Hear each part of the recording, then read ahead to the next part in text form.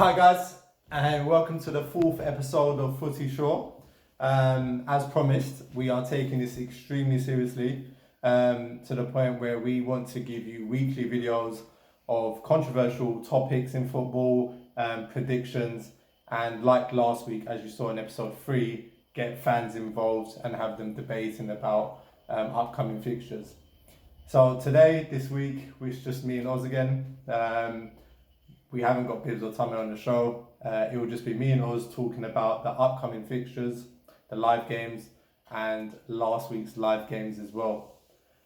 With that said, Oz, last week, Friday, was the return of Friday Night Football. Yep, long awaited. Long awaited. And we saw Aston Villa take on Everton, which Aston Villa beat Everton 2-0. Yeah. What did you think of that game? Well, I was watching it live at the time, and again, like, you know, many of our fans and viewers out there, the return to Friday night football, I missed it. You know, I had such a boring summer, no football. For us true football fans, we always, you know, look forward to the live football, and Friday night football coming back was good. So I'm happy enough with that. It was a game where I would say before the match, I would have made Everton favourites. I would have made Everton favourites to win that match. You know, Aston Villa, they've spent a bit of money. They've brought in a lot of players, and there's always a question there around, will they gel? How long would they take to get used to Premiership football? You know, to get used to their new teammates, the culture of the club, and that can sometimes take a very long time. You know, as we saw the previous year with Fulham, that they never got that balance right, and they went straight back down. So, you know, that was always on the back of my mind. Versus Everton, where they've actually strengthened in a lot of positions. You know, particularly, you know, they've spent big money, the likes of Moises Keane and everything. So I would have definitely had Everton down to win that match before. But you know, it was a match which surprised me. I think Wesley looks some player, by the way. Yeah, he does. Very strong. Very strong on the ball. Very physical. Very fast. Very fast as well. And he took no shit from Mina. You know, they had a few sort of confrontations during that match, and he certainly stood up to him, and not many players do that, you know. So Villa did impress me, but at the same time, Everton I thought were poor. Yeah. Really poor. No, I agree. Really poor. I agree. I don't think it helps having their big signings on the bench. No. I mean, I don't know about why that is. Whether it's match fitness or whether it's just you know, taking time for the players to gel into the squad. But you know, if you're spending 36 million on the Welby, that big money on Moises Keane, then you're expecting to really play them. Yeah. You know, you want to start them, and they're gonna they want to make a difference to your squad. I think there was a crazy statistic on Everton. I think they've only had 6 shots on target in the last 3 games. Doesn't surprise me. Which is an unbelievable statistic. Doesn't surprise me. It's like you said, their best players and then the attacking-minded players, they're sitting on the bench. And for the life of me, I can't understand why. You know, Moises Keane, when he came on the match before, again, he came from a sub, but he looked lively. Yeah. He was creating chances. He was quick on the ball. And as an Everton fan, I'm not an Everton fan, but if I was, I'd be really excited with Moises Keane. If you can get him on the pitch, let him start games, let's see what he can do. I think with Iwobi as well, when Iwobi came on, he looked lively. He went to the ball, picked it up, even hit the bar with a shot. Yeah, he did. Which was the closest they got to scoring a goal. Yeah. So yeah, I fully agree with you. I don't understand why Everton are doing what they're doing. No. Because they have a good squad. I'll be honest with you, but beginning of the season, I would say, not that I'd expect them to get into the top 6, but I'd expect them to challenge to potentially break that mold of the top 6. You know, I'd have said Wolves and Everton before the start of the season. If any of the teams outside of the top 6 could potentially break in, it would have been those two. Yeah. But Everton's lack of firepower, you could see pathetic amount of shots from the statistic you just mentioned there. That worries me if I was an Everton fan. But at the back, saying that up until now, they've looked quite solid. Well, I don't know. I disagree. Also, I think at the back they got a bit of problems. You take away Keane and Mina out from the defence. Who you left with? But I'm saying as it is. As it is now. I'm as it is. About backup. Yeah, I'm saying they've got a decent. It's a good defense. start. It's a decent starting four, Yeah. but you put some injuries in there, and then what? Yeah. Well, then that's it. Yeah. As we've. And I think the loss of Idrissa Gay. Yeah, I think that was a blow. That's a big blow. Yeah. But they've certainly got. They got Sigurdsson, Iwobi, Keane, Bernard. Yeah. Andre Gomez. Andre brilliant Gomez in the middle as well. They've got a list of players that you think, like you said, they can break into that top six. Yeah, with the squad they have, with the first team they have, shall I say, definitely. It's just they're not performing for whatever reason right now, and I think that's mainly due to squad team selection. I don't like we were just saying. I don't know for the life of me. You spent all that money on Iwobi. Why isn't he starting? Yeah. You got a fantastic prospect in the form of Moises Keane. Why isn't he starting? It is. I'm sure it's baffling for Everton fans as well. You got to remember they also spent that so much money on Jake Cushion as well, who's struggled to adapt to life in the Premiership. Yeah. And hasn't really shown the form that he showed at Besiktas. Yeah. What do you make of Villa's season so far? I think it was good to see. I think it was good to see Villa come back to Premiership. I think they're a team that deserves to be in the Premiership. What with their history, especially with Villa Park as well. Back before Wembley days, FA Cup semi-finals used to be at Villa Park, and there were some fantastic games there. Yeah. You can't forget the United Arsenal FA Cup with Ryan Giggs' beautiful run. Yeah. So it's good to see them back. Like you said, they've made a lot of signings, and at times that can be risky. Perfect example was Fulham last season. But they seem to be playing well. They replaced Tammy Abraham with Wesley. Obviously, Abraham was only on loan, so they replaced him. Yeah. They permanently brought Tyrone Mings in defence, which I think is a brilliant signing. On top of that, they're being coached by John Terry. Yeah. Arguably one of the best defenders ever in the Premiership. Yeah.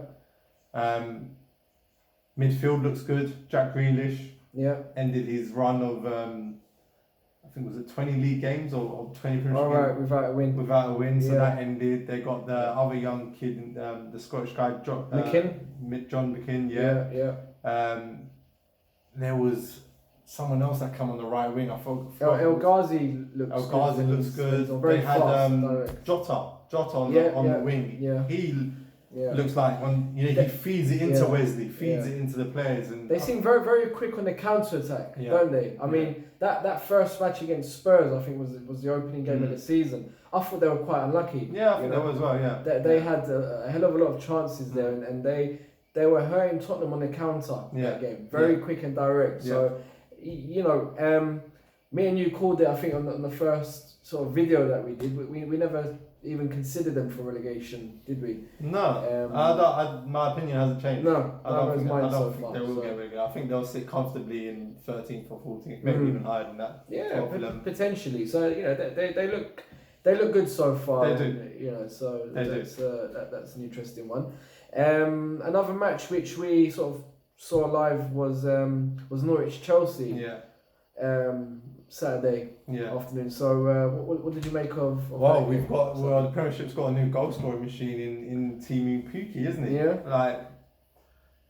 And to be honest, that's no surprise to me. Watching him at the start, the first game of the season against Liverpool, you could see, well, not only did he score, but you could see the runs he was making. Yeah. And he he's got a brain. He's got a football brain. He knows where to make the runs. He knows where the ball going. He knows where the goal is. Doesn't have to look up to see where the keeper is. He knows where the keeper is. Before he takes his shot, he knows the keeper somewhere, and he's going to put the ball in a total different direction, and that's why he's getting his goals. Is it going to be another one of those where we get a new striker in the Premiership? He's hot for 5 or 6 games, and then suddenly the next 20 fades. There's no goal coming out of him. He's goal shy. Can't score from 2 or 3 yards.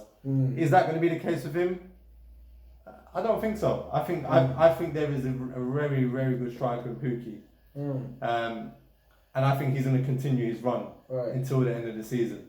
And the fact that Norwich got him for free was an absolute, well, it's proven to be a great signing so far. I know it's only 3 games.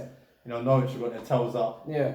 But look what he did for Norwich last season in the Championship. Yeah, he scored a bag. Yeah, exactly. Goals as well, didn't he? So, and he's got a good midfield behind him as well that feed him in terms of the passing. But his finish against Chelsea was absolutely amazing. Yeah. So he grabbed the goal and assist. Yeah. Against Chelsea. So yeah, I just think he's a fantastic player. He's great to watch as well. He's just a striker. Yeah. I think anyone would want him in your team as a number 9. He plays that line very well. Yeah. If the ball falls to him in the box, you're thinking, you're probably going to celebrate before he shoots because you're thinking goal. In a way, it's very early days. Don't get me wrong, and like I said, the danger is, could he teeter off in terms of how he's performing? But he's started like a house on fire so far. Just from his early sort of movement and goals, he kind of reminds me of a young Alan Shearer in a way. I know that's high praise because Shearer's an absolute legend in the Premiership, arguably the best striker the Premiership has ever seen. So, but Shearer never relied on pace, and Shearer was always smart in terms of his positioning, his movement, and my God, could he finish? Yeah, we all know what Shearer could do. Yeah, so it could be early signs. Pukki's really taken to the Premiership. I think there was like I said, we've seen it before where strikers start off well. And you think, what a great player this is. And I do think Pukki will continue it. Right. But there is obviously, do you remember Fulham striker, Pobegniak? Yep. He started off like a house on fire. True. Goals coming left, right and centre. Yeah. Suddenly. Yeah. Well, that's what it is. So far, so good. So far, so good. Days. But I think Norwich are playing well, and I think Norwich will stay up. I didn't put them in my bottom 3, and I'm sticking to that. Yeah. I don't think they're going to get relegated.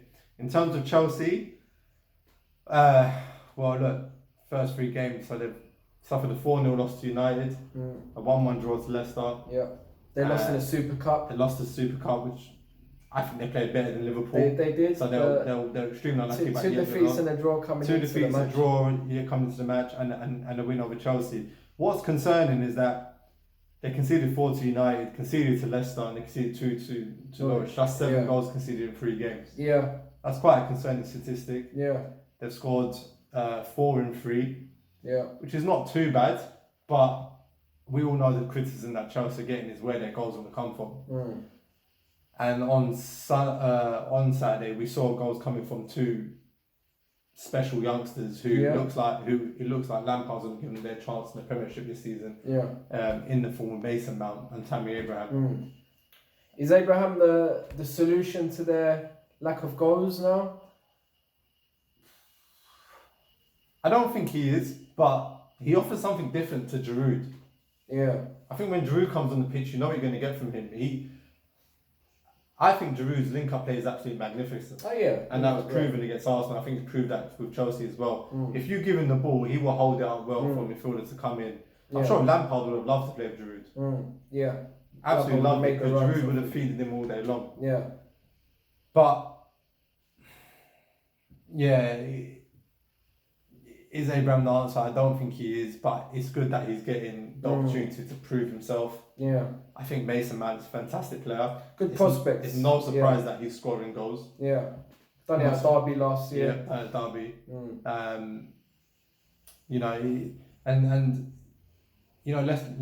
Let's hope that continues. Yeah. But will Chelsea make the top 4? Is Lampard good enough for this job? Early signs in terms of their defence. There's some concern, I think. Yeah. 7 goals in 3 games is not a good statistic to have. Will they make the top 4? I think they will. I think they will. I think Saturday's game was a key turning point for them, wasn't it? Because everyone was waiting for when's Lampard's going to have his first win as Chelsea manager. Coming into it, four games in, it took his 4th game. I think if they lost that match or drew that match, which they could have done until obviously Abraham's winner there, I think it would invite a bit more pressure on Lampard. Not that they were going to call for his head, but as a new manager, you want to get off the mark straight away, very quickly. You want to get off the mark, get it out of the way, and then you can progress. I think it was eating him up in the back of his mind. Say, right, when's my first win gonna come? every game that passes is extra pressure on there. He knows the big man Abramovich is watching in the stands as well. So I think it's good to get that monkey off his back. Now we can. But obviously, the difference between Lampard, sorry, the difference between Lampard and the previous Chelsea managers is that obviously the board, they know Chelsea's situation. They can't buy. Lampard's not stuck, but he's got these players. Some who I think are not good enough to play for Chelsea, and some who are good enough and youth. And the good thing is he's giving that youth the opportunity. And they're still, Hudson-Odoi still to come in. Loftus-Cheek still to come back. So they've got two players in midfield that, arguably would strengthen their squad. Willian, would you hot and cold, really, isn't he? It's hot and cold. He can do something absolutely out of this world, brilliant. Everyone will talk about it. And the next game, it's like, where is he? I don't think he's good enough. I really don't think he's not good enough to be their new Hazard. He's not good enough to start. Sorry. What the way, I don't think he's good enough to start. I think it's his attitude. I think, like you said, when he wants to, and he's shown plenty of times over the past few years, he's been unstoppable, great player. But then that's followed up by 4 horrible games where he's done nothing. I think it's a mentality thing. I don't think he wants to play for Chelsea. There's been talk, in the past whether he's going to go, whether the manager's fancied him before.